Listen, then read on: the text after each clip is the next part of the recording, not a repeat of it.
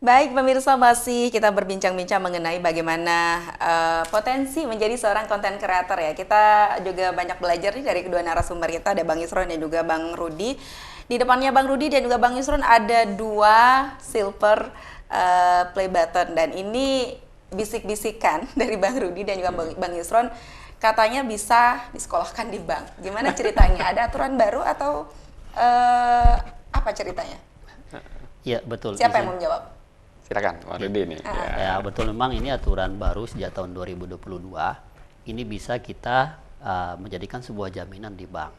Tapi dengan syarat bahwa ada channel ini terdaftar di Haki. Gitu, dia terdaftar di Haki. Haki itu hak patennya gitu. Bahwa nama ini, intelektual. channel ini tidak bisa digugat atau dipakai sama orang lain. Nah, ketika terdaftar di Haki, ada sertifikat rekomendasi dari Haki, itu kita bawa berserta ini, akan mendapatkan tergantung jadi penghasilan bulanannya gitu loh. Tergantung dari viewsnya. Oh, viewsnya sekian nih sebulan, dapatnya sekian, maka bisa menarik, bisa sampai 500 juta dapatnya dengan jaminan seperti ini gitu. Luar biasa ya. Jadi sekarang ini memang menjadi konten kreator menjadi mata pencarian pertama ya Bang Yusron ya, yang bisa dijadikan betul, oleh ya. anak-anak muda. Kalau Bang Yusron melihat ke depan potensinya kayak gimana untuk menjadi seorang konten kreator? Ya, saya melihat memang platform media sosial kita saat ini mungkin ke depan ini akan makin tersegmented. Jadi saya melihat YouTube ini ke depan ini kan karena dia bisa konten panjang ya. Jadi menjelaskan sesuatu itu mungkin ada yang nggak tuntas dalam 1 menit ya, 60 detik gitu. Ketika media sosial platform yang lain itu bermain di shortnya, nah yang akan menjadi literasi atau bukunya adalah YouTube gitu. Jadi bisa saja konten singkatnya untuk menarik orang menonton yang konten panjang itu kita lempar ke media sosial yang lain. Nah, tapi untuk melihat yang membaca buku utuhnya itu adanya di YouTube. Baik, Nah, inilah kekuatan YouTube sebetulnya yang nggak bisa karena ini memang pendahulu pendahulu yang bermain di platform video gitu. Jadi kemungkinan platform YouTube ini akan tetap eksis dan untuk para konten kreatornya menurut saya itu memang nyaman di situ gitu. Nyamannya itu ya bukan hanya mengharapkan AdSense-nya ya, dolarnya ya Bang Rudi ya. Ternyata ada lagi yang lain gitu loh, bisa bekerja sama untuk branding dan segala macam gitu. Jadi banyak potensi-potensi penghasilan teman-teman melalui YouTube ini sebagai YouTuber ini gitu. Ya. Tapi kalau berbicara masa depan kayak gimana? Kenapa saya nanya ini? Karena banyak orang tua yang juga protes. Kamu mau jadi apa? Menjadi konten kreator masa depannya kayak gimana? Ya. Kayak gitu. Jadi ada konsep yang menarik Mbak Kori. Ketika kita berbicara investasi, menurut konten kreator, ini saya pun memahaminya, menanamkan konsep seperti itu. Ketika kita bisa berbicara dirimu adalah konten. Konten itu ada di diri kita. Apa yang kita bisa, kalau kita jadikan video, kita nggak akan susah. Kita nggak usah mikirin konten orang lain, kan terbatas. Tapi begitu konsep dirimu adalah konten, kita tarik ke diri kita, apapun di diri kita berarti bisa.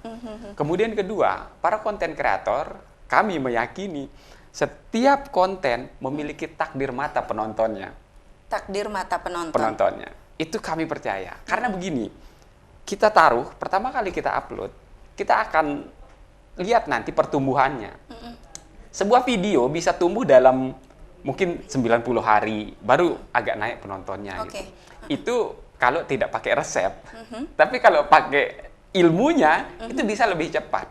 Nah, jadi yang teman-teman YouTuber ini saya pertama kali tertarik adalah mereka ini membongkar ternyata cara-cara agar video itu bisa lebih cepat, akselerasinya lebih cepat ditonton.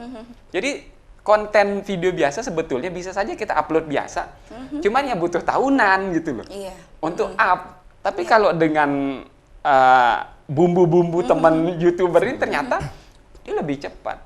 Nah, terus kemudian kalau kita lebih banyak menaruh konten, itu yang kita sebut investasi. Karena ke depan mungkin ya kalau konten kreator berpikir masa muda pakai untuk membuat konten, masa tua akan dipakai untuk pensiun. Artinya video itu berpenghasilan untuk jangka panjang. Iya, karena itu memang akan berjalan dan akan tetap menghasilkan juga. Iya, terus akan ditonton dan selama video itu ditonton, selama itu akan ada penghasilan. Itu Mbak Kori. Baik. Bang Rudi, kalau kita berbicara ataupun belajar tadi 30 hari baru bisa mengerti. Tapi boleh kasih tips nggak sih sebagai closing statement untuk konten kreator pemula, kira-kira apa yang harus dimiliki, apa yang bisa dilakukan untuk bisa mengikuti jejak-jejak teman-teman ILC yang udah dapet silver play button misalnya? Silakan. Baik ya, untuk pada kreator konten pemula tentu di sini kita harus melakukan membangun sebuah mindset seperti tadi, bahwa semua yang menurut kita sederhana di luar sana itu bisa menjadi luar biasa. Nah, karena apa? Karena diri kita ini adalah konten. Jadi pertama kita lakukan adalah untuk pemula nih, jadi harus melakukan sebuah riset dulu. Nah, kira-kira yang sesuai dengan passion saya apa nih?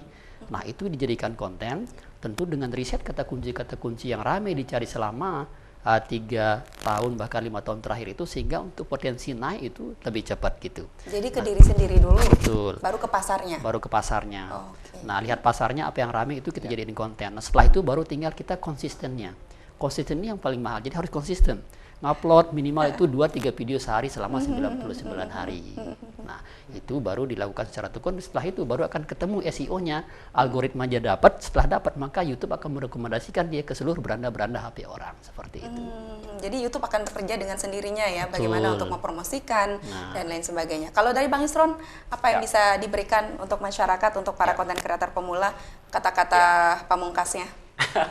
Ya, mungkin satu ini teman-teman semua ya, ketika kita berbicara platform digital saat ini adalah ada di genggaman, ada di depan mata. Bangun pagi yang pertama kita cari bukan orang terdekat kita, tapi HP gitu. Ketika fenomena ini terjadi, maka kita bisa melihat itu sebuah peluang besar. Nah, ketika kita bisa hadir di situ, percayalah Mbak Kori. Ya, jadi ketika kita bisa hadir di smartphone orang, itu sering hadir di situ, maka itu akan bisa menjadi ke depan itu menjadi sebuah, boleh kita katakan penghasilan lah ya. Nah, ketika menjadi penghasilan, bahkan ya teman-teman bisa lebih fokus. Fokus. Dan satu yang saya bangga dari teman-teman YouTuber ini, tidak pernah meninggalkan pekerjaan pertamanya. Sebagai guru, kontennya adalah tentang guru, tentang pendidikan. Maka dia tetap akan menjadi guru. Nah, ini hebatnya teman-teman. Pencari madu, kontennya ada di Lombok Timur, itu sangat luar biasa. Itu juga tetap seperti itu. Baik. Nah, ini konsepnya adalah dirimu adalah konten. Silahkan gali potensi dalam diri kita, jadikan itu menjadi sebuah konten, dan insya Allah akan kembali berpenghasilan untuk kita. Luar biasa. Dirimu adalah konten. Terima kasih Bang Isron dan juga Bang Rudi sudah memberikan inspirasi, memberikan banyak wawasan untuk kita ya di Bincang Aja kali ini. Sukses YS Podcast, sukses juga Bang Rudi, sukses untuk semuanya. Salam sama teman-teman YLC. Nanti kalau saya mau gabung YLC juga boleh dong ya? Harus dong. Harus. Baik, pemirsa, yang menarik tadi dari kata-katanya Bang Isron juga selaku pembina YLC adalah bagaimana kita bisa memberikan konten yang bermanfaat ya, antara yang berfaedah dan juga beranfaedah. Jangan hanya berfokus pada tujuan materinya, tapi juga manfaatnya seperti apa. Saya Korea Piza pamit undur diri. Terima kasih pemirsa atas kebersamaan Anda. Wassalamualaikum warahmatullahi wabarakatuh. Sampai jumpa.